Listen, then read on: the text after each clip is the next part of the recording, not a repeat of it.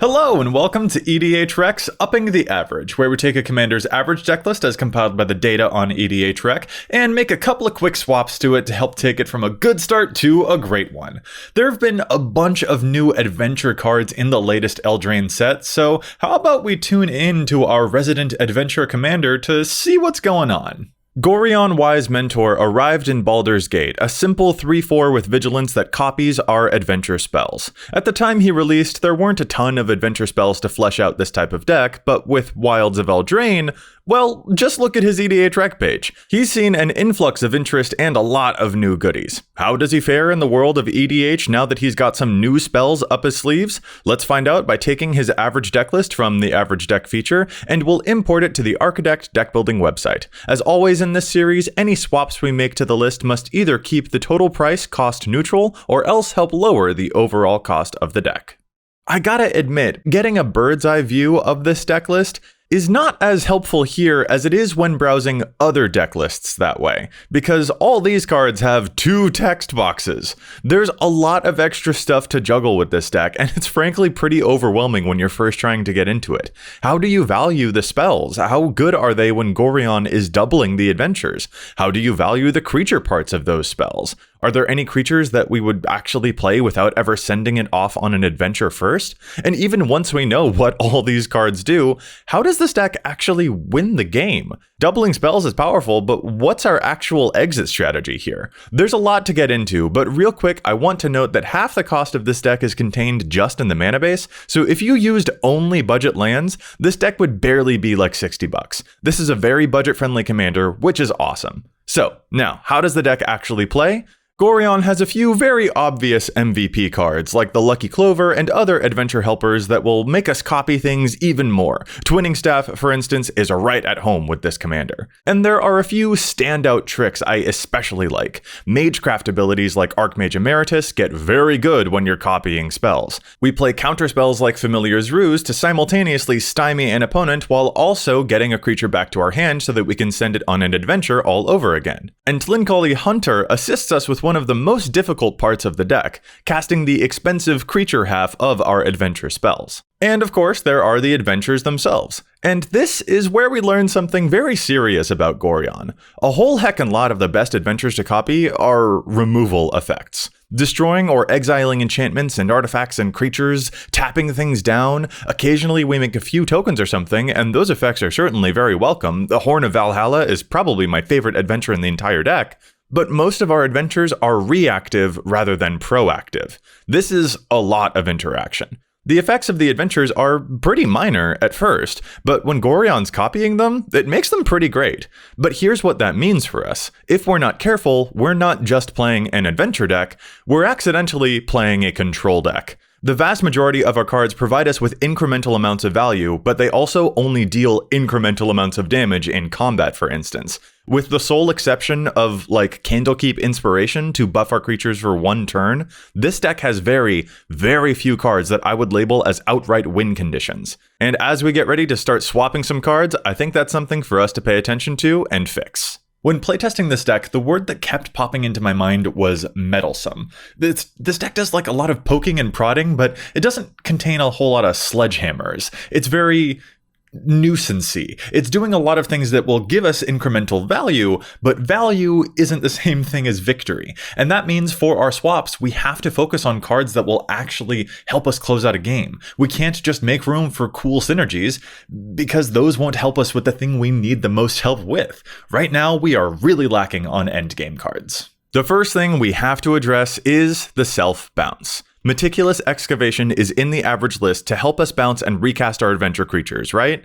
Sure, but there are some problems with this. First, 3 mana is way too much to pay for that effect every single time. That's a lot. And second, I gotta be honest, getting creatures back into our hand to recast their adventures might look like the biggest pain point of the deck, but it's not actually our deck's biggest hurdle. So many of these creatures are 5 or 6 mana to cast. Looping from adventure to play to hand to adventure to play to hand, Each of those loops would be like 9 or more mana for some honestly kinda small abilities. That is a synergistic loop for sure, but it's not accomplishing as much as our opponents will accomplish with that same level of mana investment. It's a little bit spinning our wheels-ish. I'm not knocking all of the cards that return stuff to hand. We have a few that are actually very, very useful for us because they can help us save our own stuff. Or we have like Crystal Shard in the list for a similar purpose. But that one has a more explicit versatility because we can also use it against opponents when the time arises too, for instance. So it's not like the whole concept of self-bounce is bad, but in this card's case, the execution is bad. Meticulous Excavation solves a problem that might not actually be a problem until much farther down the line, and I'd rather make room for something else that helps us out earlier. I'm gonna move from there to a creature that I appreciate, but which doesn't cut the mustard, and it's pretty unfortunate to be perfectly honest, because the theory of it is quite good, but again, the execution of Sage of Fables is sadly lacking in this list. 7 total mana to get this thing into play, and it reduces our cast from exile costs by 2. I like the idea behind this one, because yes, one of the pain points of the deck is having a lot of expensive creatures trapped in Adventure Exile. But even if we get this thing into play as early as possible, say for the 5 mana Foretell cost, this isn't the kind of mana assistance that I personally would want for 5 mana when we're in these colors. So I'm going to replace this one with a Mirari's Wake, which is currently only about $2, and which pumps all of our creatures, which we need because our fighting power in this deck is pretty lacking. And Mirari's Wake massively helps out our mana for any kind of spell we play, not just when we're casting spells from exile, or just when we're casting adventures or things like that. Mirari's Wake kicks everything into high gear. There's a card I'm eager to add here too, which might seem strange at first, but Taigam Ojutai Master has some very tricksy stuff with adventures that I just can't ignore. Taigam gives our spells rebound if he's attacked this turn, and that has a fascinating effect with adventures. With this effect, when we cast the adventure part of a spell, we can send it on the adventure, or we can give it the rebound. We pick which of those effects to apply. If we pick rebound, then that means we can cast the spell again on our next upkeep. And according to judges, when you cast an adventure from rebound, you can pick to cast the adventure spell again, at which point it will go onto the adventure as normal afterwards, or we can cast the creature portion from the rebound. I don't fully understand how all of this works, but apparently it does work, and it's pretty cool. It seems like a neat way to quadruple our spells or to get the creature halves into play without paying a bunch of big mana costs. So I think this is a pretty nifty trick worth trying out. However, to add, we must make some cuts, and honestly, this Swiftfoot Boots is the thing to go for me. It barely scraped into the average decklist in the first place, because, to be honest, Gorion isn't the linchpin of the entire strategy. It's not like the deck completely falls apart without him. We can still function just fine, and we already have a number of counterspells and protective adventures in the deck already anyway.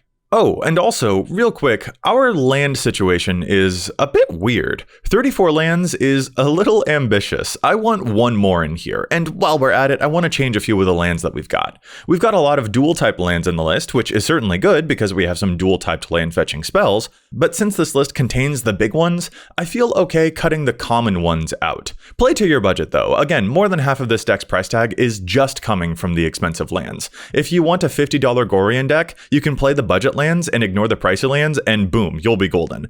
As this list is, though, I'm just going to do a couple of easy swaps. We already have an Evolving Wild, so I figure it's alright to get Terramorphic in here too, and Krosan Verge is a great card for these colors. I wish they'd finish that cycle one of these days. And I'm also adding in +1 land, namely Path of Ancestry, because it's simply a good 3-color land. We already have other tapped 3-color lands in here, so why not get one in that scries whenever we cast our commander? I've got one last card to add before we get to the big win condition swap out section. I need us to get the new Fairy Slumber Party into this deck. This card is just excellent. Bounce creatures and most likely end up with like 4 or 6 1/1 flyers? Awesome, we need the punching power. But better yet, we don't mind a bounce board wipe because that means that we'll get more adventures to cast later on. We only had one board wipe in the deck, so I'm glad to get one more in here, especially one that works this well with what our deck is up to. Okay, now we're on to the big stuff. A bunch of swaps that will help out our end game. This deck desperately needs a faster way to close out games, and while a lot of the most famous win conditions out there are kind of expensive and it might feel like you need to have a lot of money in order to use any of the best win conditions, that's super not the case, and this commander's a perfect testament to that. And it's also simultaneously a perfect testament to not let theme get in the way of function, because the first card that I've got to cut in this category is Mysterious Pathlighter. 1 extra +1 counter for creatures with adventures? No. Bad. Card bad. Thematic, yes, but we need some actual pump, and this is not going to help us cross a finish line in a reasonable amount of time. Don't get too lost in the sauce and overload on the synergies at the expense of crafting a meaningful endgame.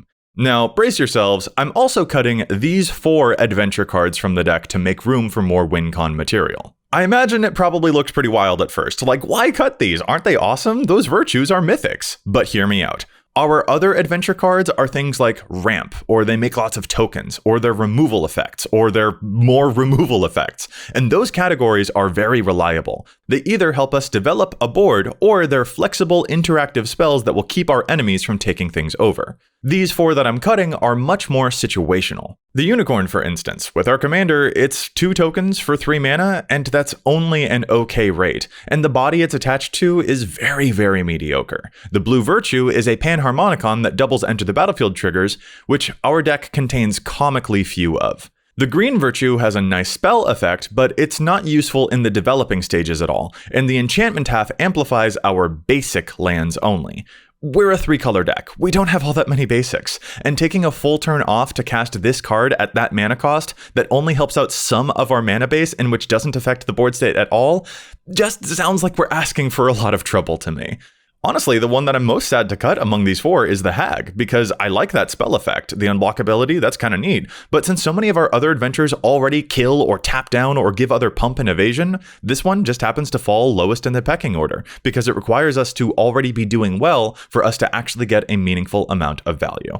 And, well, to go back to the very first card that we cut when we were talking about some self-bounce, I also eventually decided to remove the Cunning Evasion from the list as well. It doesn't have all of the same problems as the Meticulous Excavation did, particularly because this one doesn't cost an obscene amount of mana to use, but once again, this card helps us solve a problem that only comes up in late game situations in which we're already doing well. There's a reason that this card's popularity slips downward and downward and downward when you use the advanced filters on EDHREC to look at the most tuned Gorion lists. Cunning Evasion's a great card, it's an all-star in Ninja decks, but Ninja decks are low to the ground, and our adventure creatures are pretty expensive. So this card is helping us out when we have already adventured and already cast a bunch of creatures, and we have enough creatures in play to attack our opponents and force them into a difficult choice, which means things are already going basically according to plan. I prefer a lot of the self-bounce effects that allow us to be in control of the timing of when we bounce our creatures back to hand. For instance, when we can save our creatures from board wipes, or ones that help remove what our opponents are doing while also giving us a slight benefit at the same time.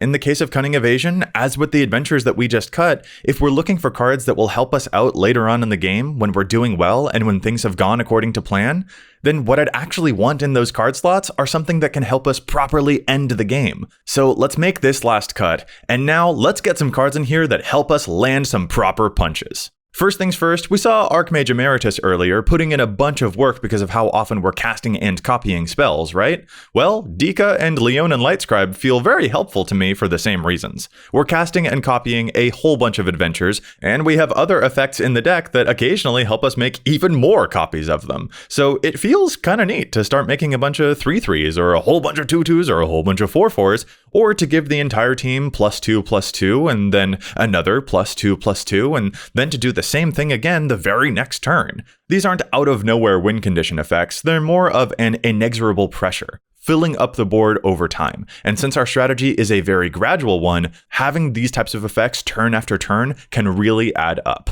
But for the more surprise buff moment, I'm gonna go with 3 classic favorites: Overwhelming Stampede, Scale Up, and For the Emperor. When we have one of our 5/5s or 6/6s in play, Stampede can supply a game-ending buff even if we only have a few bodies on the battlefield. Scale Up will take our random 1/1s and small fairies and help make them sizable enough to finish someone off properly.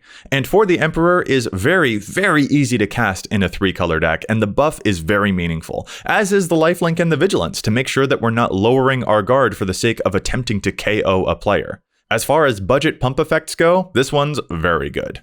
We can also shout out a few honorable mentions if you're going to build a Gorion deck on a more lavish budget, and I imagine that a lot of folks will probably turn to some of the more expensive cards like Akroma's Will, for instance, or more expensive draw effects. If you really want to make this deck more controlling, then I imagine Equilibrium will catch a lot of people's eye to both bounce enemy creatures and to help bounce your own. And if you really like the Cunning Evasion synergy and you're shocked that I dropped it from the deck, then I would just say if you're gonna lean into that strategy, lean into it hard. Get Grazilax in there too. And in fact, another really great way to bounce some of your own creatures back to your hand is with a whole bunch of ninjas as well. Adventure Ninjas is something I've been tinkering with for one of my own future deck lists, and maybe it'll resonate with some of you out there too. Just some food for thought. And that will do it. A couple of silly swaps, but a much needed push to help turn Gorion's adventures from long-winded wheezes into epic tales with a proper grand finale. You can find a link to this deck list down in the description below with the cuts and the maybe board. Well, adventure a guess that adventures are pretty interesting, and if you have any tips that you'd like to share with your fellow Gorion players, make sure you leave them down in the comments below. And feel free to take a side quest to the like and subscribe buttons if you wish to as well. Don't worry, you can still cast your comment from exile afterwards. Thanks for watching, everyone.